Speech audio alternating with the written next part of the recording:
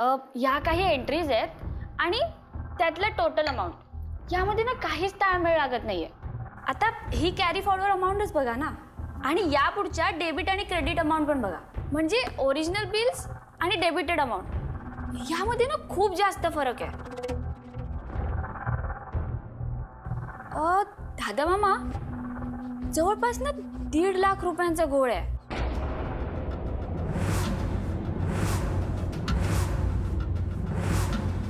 $1.5 लाख.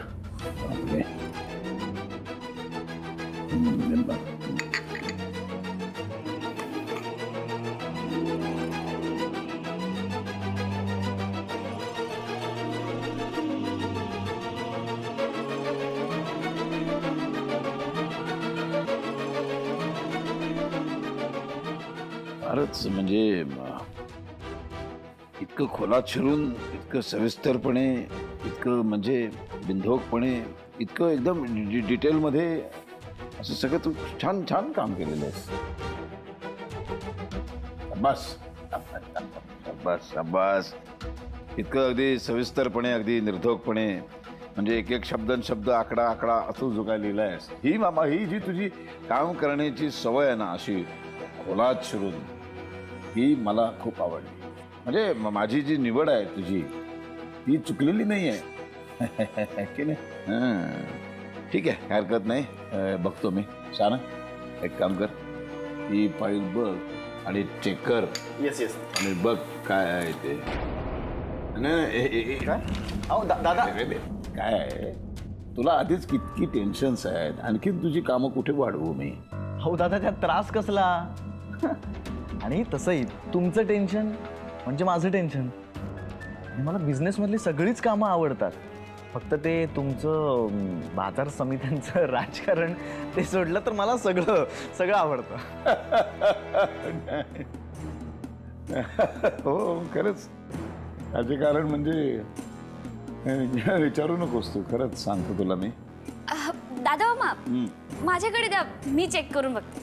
ठीक आहे, हरकत नाही. अगं वेडे, असं कसं तुझ्याकडे देऊन कसं चालेल ना? तू म्हणजे मला काय म्हणायचंय, तू आधीच तुझं काम अतिशय चोख केलेलं आहेस है ना? आता पुन्हा तू तेच चोख काम पुन्हा चोख करणार का? म्हणून मी आता ते चोख करतो. मी तुला बक्षीस देईन या कामासाठी. हो दादा मामा, काय आहे बक्षीस? आहे ना, बक्षीस आहे. आधीच सांगितलं तर मग बक्षिसाची काय मजा येणार है ना? बक्षीस देणार, ते बक्षीस बघितलंस ना की तूच म्हणशील, अरे काय छान बक्षीस आहे. तेव्हा तुला कळेल किती छान बक्षीस आहे ना, तेव्हा मलाही कळेल. हो, मग सरप्राईज आहे असं म्हणा ना. वाक्यांची एवढी लांबवण कशाला लावताय? हे पण ही बरोबर बोलते. पण काय आहे माहितीये का वैजयंती, कधी कधी असं एका शब्दात सांगण्यापेक्षा जरा लांबड लावली की मजा येते सगळ्यांचे चेहरे बघायला है ना? लगेच बघा ना, तुमच्या सगळ्यांचे असे कान टवकारले की दादा असं का बोलतायत है ना? हेच मला होतं. बरं, आता मला अत्यंत महत्वाचं काम आहे, तर तुम्ही इथे बसा. मी ही फाईलही चेक करतो आणि माझं जरा काम करून येतो. ह्या फाईलची जबाबदारी माझी.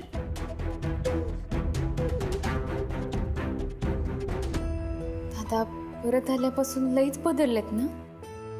हो, मला तर ना ते एकदम फ्री झाल्यासारखे वाटतात. न्यू बदल चांगला आहे का वाईट तेच समजेना. अगं ऑब्विसली चांगलंच आहे ना. आणि तसंही ह्या बदलामुळे आता ना ते मला पहिल्यापेक्षा जास्त समजायला लागलं. So I am happy.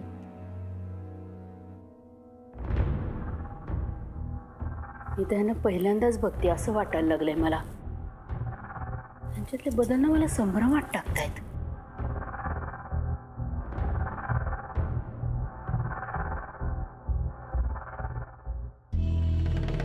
हिशोबामध्ये तुमच्या पोरीनं लई मोठा घोळ शोधून काढलाय. लई हुशार दिसते पोरगी. तिची ही हुशारी, तिचा प्रामाणिकपणा आपल्याला घातक ठरतोय. अशी जर वागत राहिली ना प्रामाणिकपणे, तर मलाही सोड, दुधात पाणी पण टाकता येणार नाहीये आपल्याला.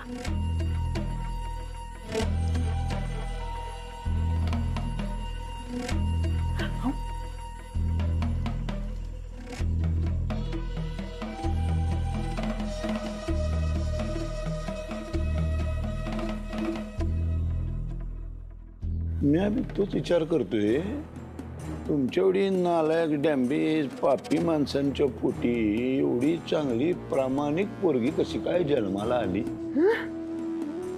एवढं काय झालं कबाडा वाकडी करायला? तुम्हाला नाही, तुमच्या पोरीचं तर कौतुक केलं की नाही? मग दे की टाळी.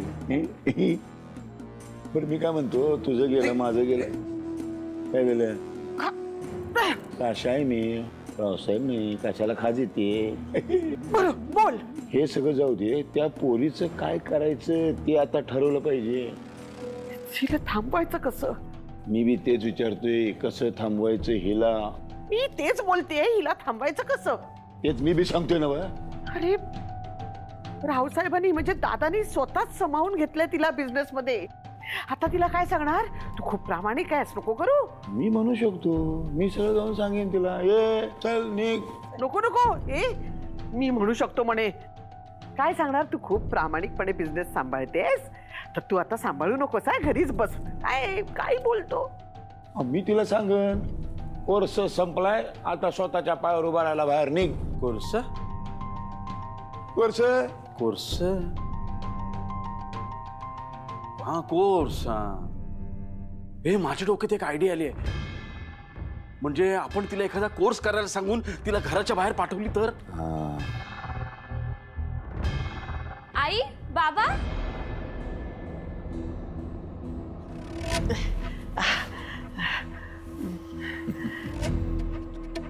बाळा, आता मी तुझ्याबद्दलच तुझ्या आई वडिलांशी बोलत होतो.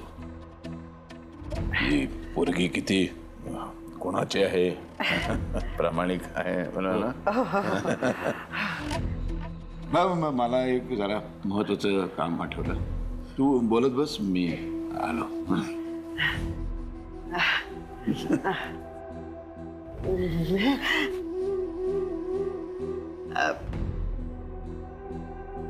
जया, दादा दादा खूप खुश आहे तुझ्यावर. काय बोलले सांग ना. बस सांग. हा ये, बस बस, बस बस. बस. म्हणाले तुमची मुलगी खूप गुणी आहे, खूप प्रामाणिकपणे बिझनेस मध्ये लक्ष घालते. आणि हेही बोलला तो की खूप कमी वेळात त्यांनी खूप नॉलेज कमवलंय. किती हुशार आहे तुझी लेक. हा आणि ते तुझं नॉलेज, तुझी हुशारी आणखीन वाढवावी म्हणून तुला MBA करायला मुंबईला पाठवणार आहेत ते. हा हो हो. आणि ह्या प्रस्तावाला आम्ही दोघांनी होकार देऊन टाकलाय जया. हो हो हो. काय म्हणजे तुम्ही मला हे घर सोडायला लावणार आहात? आणि दादा मामांनी सांगितलं आणि तुम्ही मला या घरापासून आणि तुमच्यापासून लांब पाठवायला तयार झालात? मला ना हे अजिबात आवडलेलं नाही. आणि मी दादा मामांना पण सांगणार आहे, मी हे घर सोडून कुठे म्हणजे कुठेच जाणार नाहीये.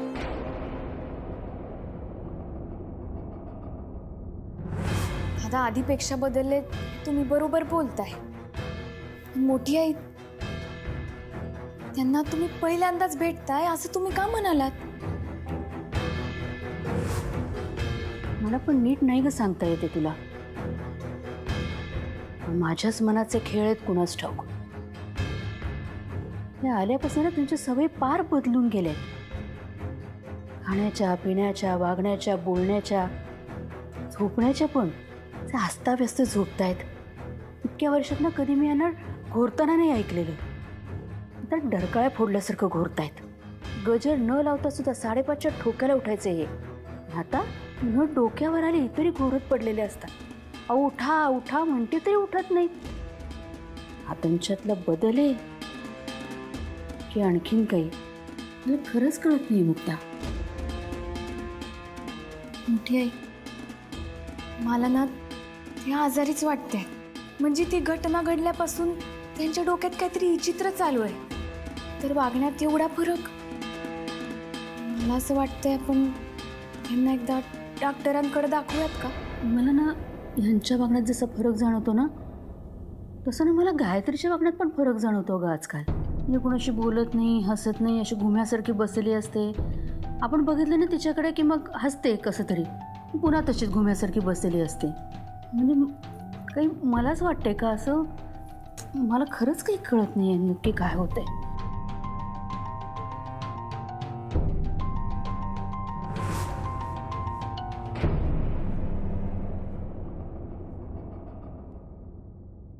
गेला असेल आता गावी. निघाल्यावर एक फोन तरी करायचा, कळवणार कोण? कसं कळणार आता? सगळं गृहीत धरायचं, सांगायचंच नाही.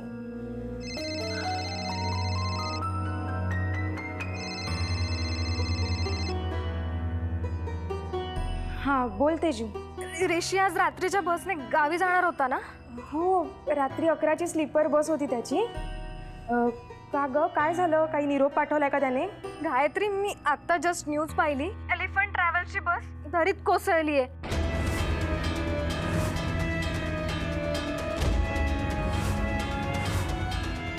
Gayatri, hello hello Gayatri. आपल्या घरात काय चाललंय मला काय समजतच नाहीये. ही आता इतकं वाईट वागून इतके भयान प्रकार करून सुद्धा ही दादांच्या मर्जीत आली. कसं काय? दादांना आठवत नाहीये का प्रॉपर्टीसाठी किती त्रास दिला हिने? तरी सुद्धा आज दादा तिचेच गुणगान गात आहेत. अंबिका वंशांनी दादांचा जीव वाचवला ना, म्हणून त्यांना माफ केलं. ते जीव वाचवण्याचं काय गौड बंगाल आहे मला समजत नाहीये. आम्ही सुद्धा पायाला भिंगरी बांधल्यासारखं दादांना शोधलंय, पावट्यासारखं अख्ख्या वाड्या वस्त्या पिंजून काढलेत, पण दादांच्या पायाचा ठसा सुद्धा नाही भेटला आम्हाला. अंबिका, त्याला चालता चालता अचानक दादा भेटले अख्खेच्या अख्खे. कसं काय? असतं एखाद्याचं नशीब. आई, नशीब म्हणायचं का जादूटोणा? आपण सोडून सगळे एका गटाचे झालेत. ते चांगली वाईट सेना सगळी एका बाजूला आणि आपण दोघं एका बाजूला. ही आर्यस फक्त त्यांच्या विरोधात बोलते. ती आपल्या बाजूची आहे की नाही हे मात्र काही समजत नाहीये. आई, तुझ्या डोक्यात शिरते का मी काय बोलतोय ते? आपल्या बाजूने कोणीच नाहीये. मला तर वाटते माझ्याही बाजून कोणी नाही आता. दादा काय म्हणाले आरती झाल्यानंतर? नगरकर घराण्याचा वारसदार फक्त सारंग आहे. मग मी कोण? अगं मी गिनतीत पण नाहीये. युवराज, उगीच काहीतरी चुकीचा विचार करू नकोस.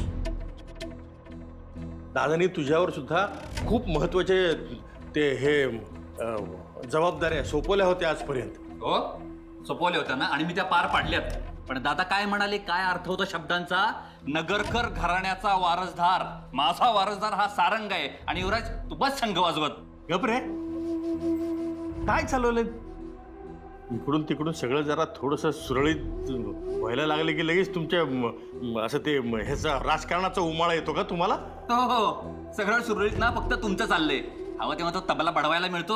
शिवाय महाराष्ट्रातली मोठी, सर्वात मोठी स्पर्धा जिंकलेल्या मुक्ता नगरकरचे तुम्ही कोणते गुरु नाही का म्हणून मिरवताय, लोकांना भेटताय. सुरळीत तुमचं चाललंय, आमचं नाही. चांगलं वागणाऱ्याला चांगलंच फळ मिळतं.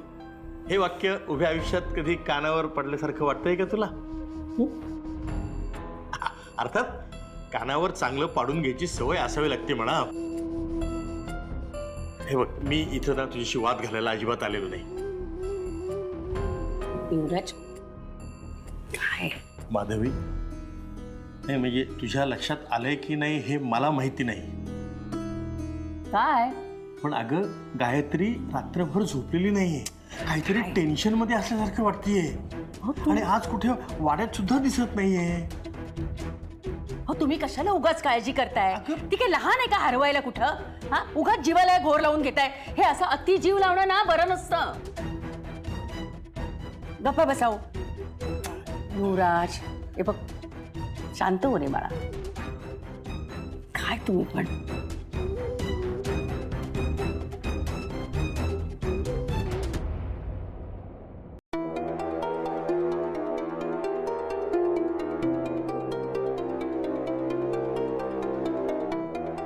हॅलो, एलिफंट ट्रॅव्हल्स कंपनी ना? तुमची एक बस दरीत कोसळली होती, त्याचं काय झालं? त्यातल्या पॅसेंजरचं काय झालं? सांगता येत नाही म्हणजे काय उत्तर झालं का? हे बघा, माझे एक नातेवाईक होते त्या बसमध्ये. प्लीज मला सांगा काय झालंय. नाव ऋषी जाधव, एज 24-25 असेल. तुम्ही प्लीज सांगा मला. अहो तुम्ही नाही सांगणार तर कोण सांगणार आहे मग? प्लीज सांगा. हॅलो.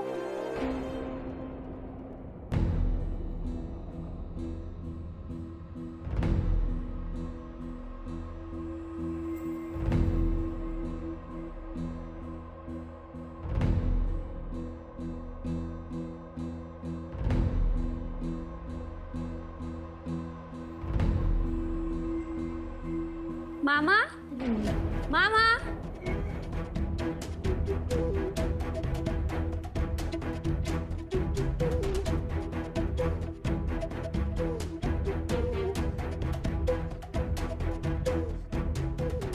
मामा, मम्मा बाबा म्हणाले ते खरं आहे का? तुम्ही मला या घरापासून लांब पाठवणार आहात? बोला ना मामा.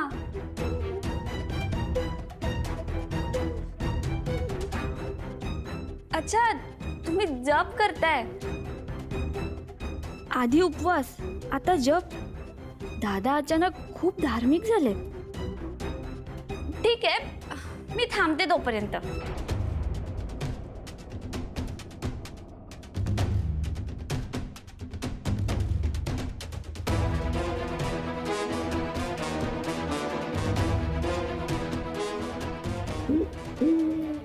नाही चालेल, तरी मी थांबते.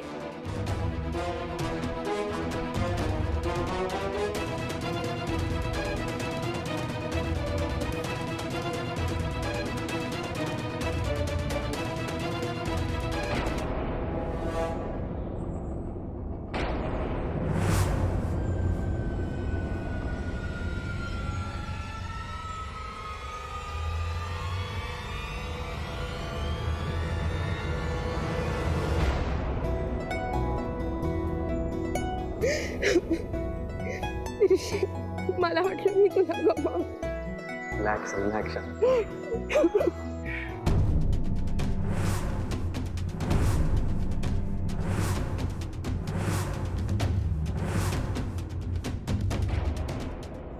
रिलॅक्स.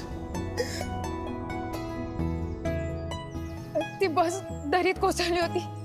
तू ठीक आहेस ना ऋषी? तुला काही झालं नाही ना? नशिबाने असं झालं की मी जी बस पकडणार होतो ती 2 तास लेट होणार होती, म्हणून मी दुसरी बस पकडली. खरं तर तू माझं लकेच गायत्री. तुझ्यामुळे वाचलो मी. तू वाचवलंस. तर मी सांगतोय ते नीट ऐक. गायत्री, माझं खूप प्रेम आहे तुझ्या. मी तुला कधीच एकटं सोडणार. आणि तुला जर तशी भीती वाटत असेल तर ती पण माझ्यावर सोड. ऋषी, मला खूप भीती वाटते. अरे, माझ्या घरच्यांचा खूप विश्वास आहे माझ्यावर. आणि काही विचित्र घडलं ना ऋषी, तुला माहिती आहे ना मी तुझ्याशिवाय नाही राहू शकत. I know Gayatri. हे बघ, मला फक्त 2 दिवसांचा वेळ दे. घरी वडील आजारी आहेत आणि जमिनीच्या केसची तारीख लागली. मला उद्या कोर्टात हजर राहायला हवं. पण ते काम संपवून मी लवकरात लवकर परत येतोय. 3 वर्षांपूर्वी मी पहिल्यांदा मैत्रीसाठी हात पुढे केला होता आणि खूप विश्वासाने तू हातावर हात ठेवला होतास. त्या क्षणाची शपथ घेऊन सांगतो गायत्री, त्या विश्वासाला कधीच तडा जाऊ देणार नाही. पण भेटून बोलूयात पुढे. पुढचं पाऊल खूप विचार करून ठरवून टाकूयात. तोपर्यंत माझ्याबद्दल बोलण्याची, सांगण्याची काहीही वेळ आली तर एकत्र सांगूया. आणि तो दिवसही लांब नाही.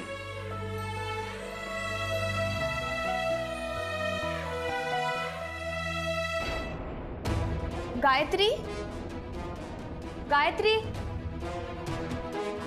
कुठं गेली?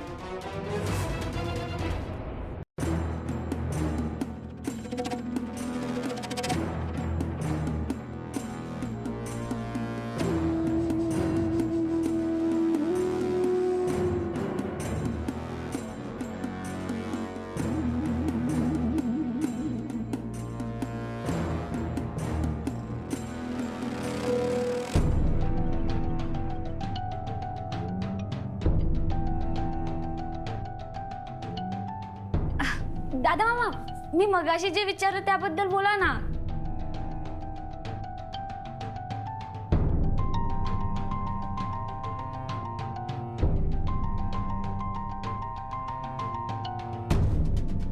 गायत्री गायत्री कुठं गेली असं नी